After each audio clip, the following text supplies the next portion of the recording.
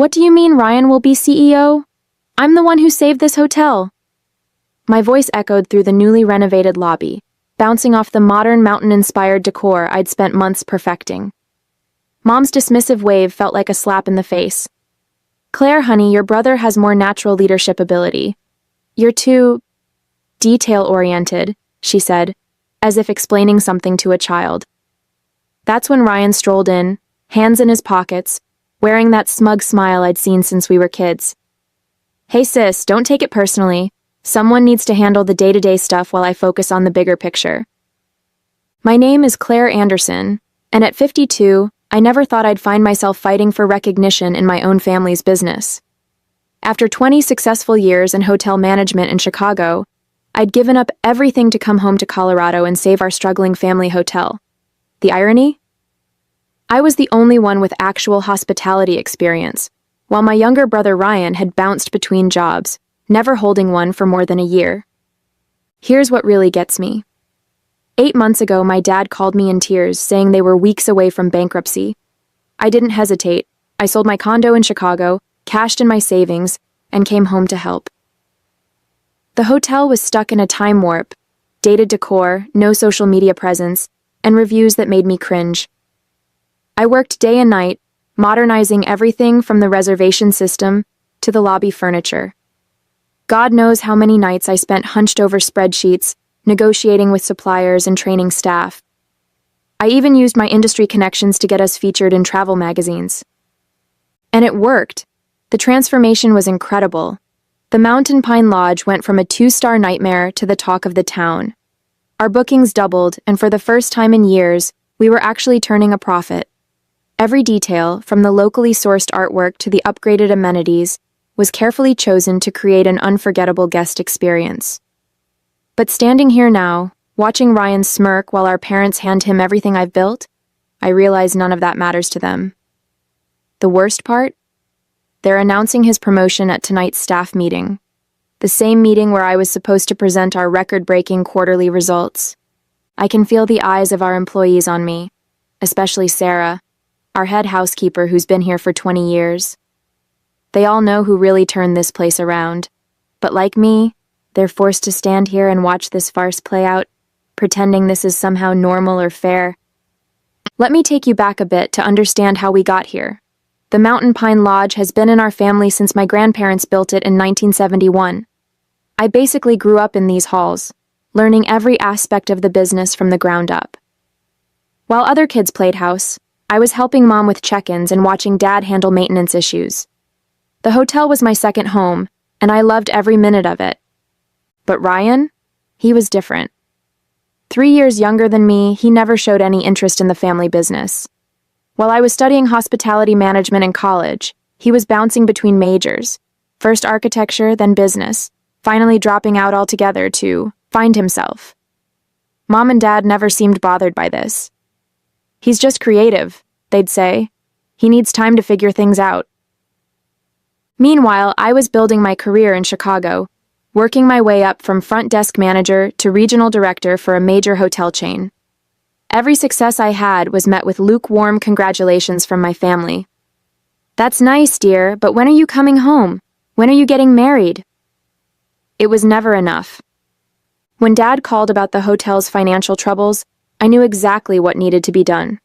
The place was hemorrhaging money, outdated systems, inefficient processes, no real marketing strategy. The reviews online were brutal. Stuck in the past, needs major updating, not worth the price. It broke my heart to see my family's legacy crumbling. I took a leave of absence from my job in Chicago, which eventually became a resignation, and dove into the rescue mission. The first month was just damage control, fixing broken equipment, updating the booking system, training staff on basic customer service. I dipped into my savings to replace the ancient carpeting and give the lobby a facelift. Every penny I spent was carefully calculated to maximize return on investment. What really gets me is that Ryan wasn't even here during all this. He was off in Denver, supposedly networking but really just partying with his friends. He'd show up occasionally for family dinners, make a few vague suggestions about modernizing our approach, and disappear again. Yet somehow, in my parents' eyes, his occasional input was just as valuable as my daily grind. I kept telling myself it would be worth it. That once they saw the results, the improved ratings, the increased bookings, the positive reviews, they'd finally recognize my value. I guess I should have known better. The past 3 weeks have been a nightmare. Ryan struts around like he owns the place, making changes left and right without any understanding of how a hotel actually works. Just yesterday, he decided to cut our continental breakfast service to save money, apparently oblivious to the fact that our breakfast ratings are one of our biggest selling points. When I tried to show him the guest satisfaction data, he just laughed and said, "Numbers aren't everything, sis." But what really pushed me over the edge happened this morning. I walked in to find him firing Maria, our head of housekeeping, who's been with us for 15 years. His reason? She wasn't flexible enough about his new scheduling system, a system that would have left us dangerously understaffed during peak checkout times. I managed to intervene and save her job, but the look of humiliation on her face will haunt me for a long time. I tried talking to Mom and Dad about it. I brought spreadsheets showing our progress, guest reviews praising our recent improvements, even financial projections for the next quarter. Dad just stared at his coffee while Mom patted my hand and said, "Dear, you need to give your brother time to find his footing. He has such wonderful ideas." That's when I saw it, the for sale sign on the old Riverside Lodge while driving home. It was our main competitor for years before falling into disrepair last season. I pulled into the parking lot, my mind racing. The property had so much potential, better views than our hotel, closer to the ski slopes, and a much larger spa space. Sure, it needed work, but I knew exactly what to do with it. I sat in my car for almost an hour, looking at that sign and thinking about every time my parents had overlooked me in favor of Ryan. Every achievement dismissed, every suggestion second-guessed, every contribution minimized. Something inside me snapped, or maybe it finally clicked into place. I called my realtor right there in the parking lot. The owners were eager to sell, and thanks to my savings and stellar credit rating, I could make it happen. By the time I drove home, I had already scheduled a viewing for the next morning. For the first time in months, I felt energized, excited even. I wouldn't have to watch Ryan destroy everything I'd built. Instead, I would build something new, something that was completely mine. Let them see what they gave up when they chose him over me. The next few months were a whirlwind of activity. I poured everything into transforming the Riverside Lodge into something extraordinary. While Ryan was busy throwing parties at Mountain Pine Lodge, I was working with contractors, redesigning spaces, and building a team of top-tier hospitality professionals. I named it The Summit, maybe a bit on the nose, but I wanted everyone to know exactly what I was aiming for. Word got around town quickly. Some people called me spiteful for competing with my own family. Others, especially those who'd worked with me at Mountain Pine, quietly cheered me on. My parents tried guilt-tripping me at first. "How could you do this to your brother? To us?" Mom would ask during our increasingly rare family dinners. I just smiled and changed the subject. Meanwhile, Ryan's mismanagement was taking its toll on Mountain Pine Lodge. Their reviews started dropping. Complaints about inconsistent service, maintenance issues, even cleanliness problems. 3 longtime staff members quit within the first month of his leadership. I heard through the grapevine that they'd had to slash their rates just to maintain occupancy. The Summit's grand opening was exactly 6 months after that fateful day in the lobby. I'll never forget my family's faces when they walked in. Mom's tight smile barely hiding her shock, Dad's wide eyes taking in the packed house, and Ryan's barely concealed anger. The local paper was there, taking photos and interviewing guests about Aspen's newest luxury destination. "You're trying to destroy us," Ryan hissed when he cornered me by the bar. "This is a direct attack on our family." I just smiled and replied, "No, Ryan, this is me succeeding despite our family." The contrast between the two hotels couldn't have been more stark. While Mountain Pine Lodge struggled with basic maintenance, the Summit was making waves with its eco-friendly initiatives and luxury amenities. Every detail I'd dreamed of implementing at the family hotel, but had been shot down, was now a reality here. From the locally sourced restaurant menu to the state-of-the-art spa facilities, everything was exactly as I'd envisioned. But success brought its own challenges. Other hotels started copying our innovative booking system. Some folks in town, old friends of my parents, started whispering about how I was tearing the family apart. Even some of my loyal guests from Mountain Pine Lodge expressed guilt about choosing sides. The real challenges came rolling in as the summit gained momentum. My former vendors from Mountain Pine Lodge started getting pressure not to work with me. Mom had quite the social circle in town, and suddenly some longtime family friends stopped meeting me for our usual coffee dates. I even lost my spot on the local tourism board. Apparently, there was a conflict of interest. But I wasn't about to let small-town politics derail everything I'd built. When local vendors hesitated, I found better ones in Denver. When the tourism board dropped me, I focused on building direct relationships with ski tour operators. Every obstacle just pushed me to be more innovative, more determined. Then came the biggest test of all. Mom and Dad showed up at my office one morning, looking worried. The bank was threatening to call Mountain Pine's loans. Ryan's mismanagement had finally caught up with them. They wanted me to come back. Not as CEO, of course, but to help Ryan learn the ropes. "We're family," Mom pleaded. "You can't just let the hotel fail." I looked at them both, sitting across from my desk in the office I'd built myself, and felt strangely calm. "I offered to help 8 months ago," I replied. "You chose Ryan. Now you have to live with that choice." Dad tried a different approach. "Think about your grandfather's legacy," he said quietly. "This hotel has been in our family for generations." "And I tried to preserve that legacy," I shot back. "You're the ones who handed it to someone who treats it like his personal playground." The whispers around town got nastier after that. I was the ungrateful daughter, the bitter sister, the woman who'd turn against her own family out of spite. Some days those rumors hurt more than I'd like to admit. But every morning I'd walk into the summit's lobby, see my vision come to life, and know I'd made the right choice. My team became my new family. Many were former Mountain Pine employees who'd jumped ship, tired of Ryan's chaotic management style. They understood what I was building here wasn't about revenge. It was about creating something meaningful, something we could all be proud of. The breaking point came during the annual Colorado Luxury Hotels Awards. The summit was nominated for Best New Boutique Hotel, and Mountain Pine Lodge was conspicuously absent from any category.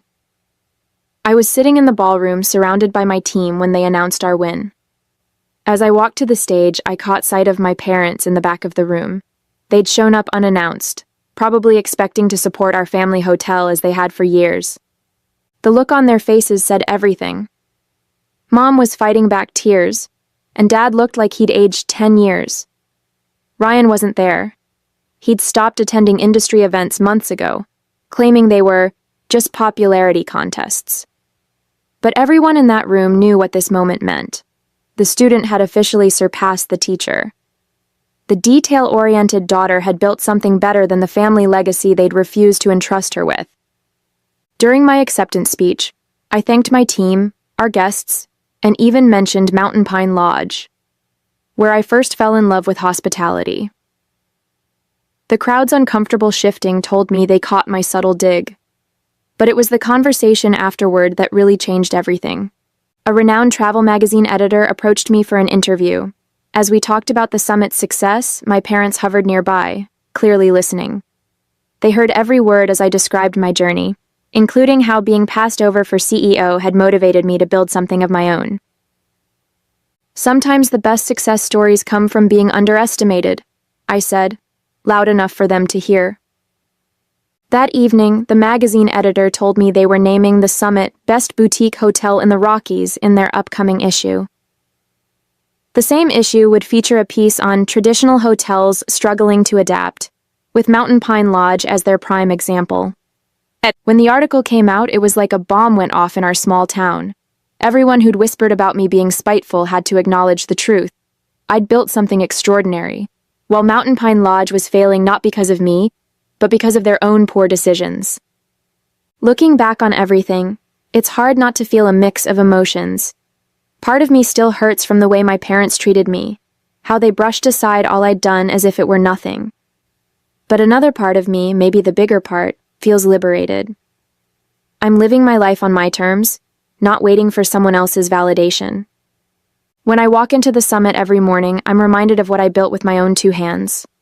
The vibrant lobby buzzes with life, guests chatting excitedly about their plans for the day, staff moving efficiently with warm smiles, the faint aroma of freshly brewed coffee mingling with the clean mountain air that drifts in when the doors open.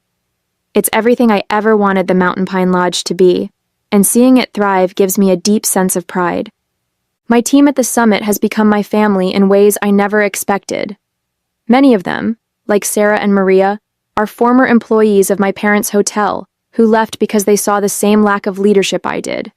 They've been instrumental in making the summit a success, and their loyalty humbles me. Sarah often jokes that she finally feels like her experience and ideas are valued, and I know exactly how she feels. Outside of work, I've started reconnecting with old friends. For years, I was so wrapped up in trying to prove myself to my parents that I let important relationships slip away. Now, I'm making time for coffee dates and hikes, rebuilding those connections. Some people from the town who initially criticized my decision to compete with my family have even come around, admitting they admire what I've accomplished. I've also started to find my place within the community again. Hosting events at the summit has helped me reestablish old bonds and even create new ones. Just last month, we held a fundraiser for the local animal shelter in our new event space, and it was a huge success. Seeing people come together for a good cause reminded me why I wanted to work in hospitality in the first place, to create spaces that bring people joy and comfort. But it's not all perfect. There are moments, especially on quiet evenings, when I think about my parents and Ryan. As much as they've hurt me, I wish things could be different. I've caught myself wondering if they've ever truly understood the sacrifices I made to save our family's legacy. Still, I've come to realize that their approval isn't something I need anymore. My success, my happiness, they're mine, and no one can take them away. For so long, I lived in the shadow of their expectations, but now I'm finally standing in my own light. It was about 3 weeks after the Colorado Luxury Hotels Awards when my parents finally reached out again. They asked me to come over for dinner. Just the 3 of us. I hesitated for a moment but decided to go. I wanted to hear what they had to say, even though I wasn't holding my breath for a real apology. When I arrived at the house, the atmosphere was different. My mom greeted me with a nervous smile, and my dad avoided eye contact, fiddling with his watch the way he always did when he was uncomfortable. Over dinner, they started with small talk, how the weather was unusually warm for the season, how they'd heard about the summit's latest 5-star review. I could tell they were building up to something. Finally, my dad cleared his throat and said, "Claire, we wanted to say we're proud of what you've accomplished." My mom quickly added, "We know we haven't always shown it, but we do recognize how much work you've put in. The summit it's remarkable." I wanted to feel happy about their words, but they landed flat. It felt like too little, too late, especially after years of being dismissed. Instead, I just nodded and waited for what I knew was coming next. Sure enough, my mom launched into it. "Ryan's been struggling. The hotel isn't doing well and he's in over his head. We were wondering if you could maybe guide him, help us get things back on track." For a moment, I didn't say anything. I let their words hang in the air while I looked at both of them, really looked at them. My mom with her carefully manicured nails gripping her wine glass a little too tightly, and my dad, who seemed to be studying the tablecloth as if it held the answers to all their problems. "I offered to help a year ago," I finally said, my voice calm but firm. "I gave up my life in Chicago to save Mountain Pine Lodge. You chose to put Ryan in charge, knowing he wasn't ready, knowing I had the experience to make it succeed. You didn't want my leadership then, and now that things have fallen apart, you're asking me to step in? I'm sorry, but I can't do that." My mom opened her mouth to argue, but I held up a hand to stop her. "I'll give you advice if you want it. I can recommend strategies, suppliers, even training programs for the staff. but I'm not coming back to fix what Ryan has broken. That's not my responsibility anymore. They didn't know what to say. My dad finally muttered something about understanding my position, but the disappointment on his face was clear. My mom looked like she wanted to argue more, but for once she didn't push it. Driving home that night, I felt lighter than I had in years. Setting those boundaries wasn't easy, but it was necessary. I wasn't bending over backward to make my parents happy or cleaning up Ryan's messes. I was choosing myself, my happiness, and my future. Over the next few weeks, I noticed a shift in how I carried myself. Saying no to my parents gave me the confidence to enforce boundaries in other areas of my life, too. I stopped over-explaining my decisions to people, whether it was about work or personal choices. I became more comfortable letting go of relationships that no longer served me, instead focusing on the ones that brought me joy and support. At the summit, we hit new milestones. Our occupancy rates were the highest in the region, and we started receiving inquiries from other boutique hotel owners asking for consulting advice. My parents' hotel, meanwhile, continued to decline, though I did hear they finally hired a professional hospitality consultant to try to turn things around. Ryan and I barely spoke, and I was okay with that. He didn't apologize or acknowledge what had happened, but I no longer needed him to. His bitterness was his burden to carry, not mine. The summit had become a reflection of everything I'd worked for, my resilience, my vision, my independence. And as it flourished, so did I. Standing in the lobby of the summit one morning, I watched as the sunlight poured through the floor-to-ceiling windows, casting a warm glow over the modern decor I'd designed. A family walked past, laughing as they planned their day, while one of my staff expertly handed a couple their itinerary for a scenic snowshoe hike. It hit me in that moment how far I had come, not just professionally, but personally. For years, I'd measured my worth by my parents' approval, by their ability to see and acknowledge my contributions.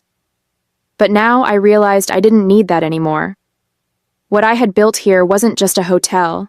It was a testament to my resilience, my creativity, and my ability to thrive despite the challenges thrown my way. The journey had been hard.